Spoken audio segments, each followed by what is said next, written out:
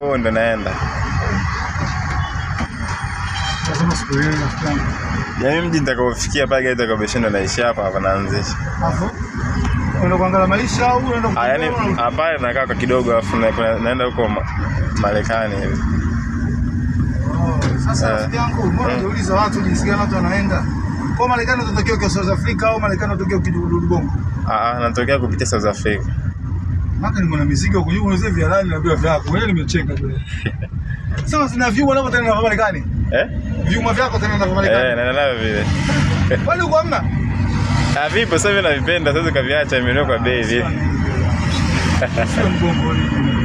Vile. Hivyo viko Shoprite tu Bongo South Africa. Unaona Shoprite? Vinauzwa Shoprite vyuma kama hivi. Sasa hivi ni mimi navitaka vile tu. Sio kuelewa ajabu wewe. Masai vipi?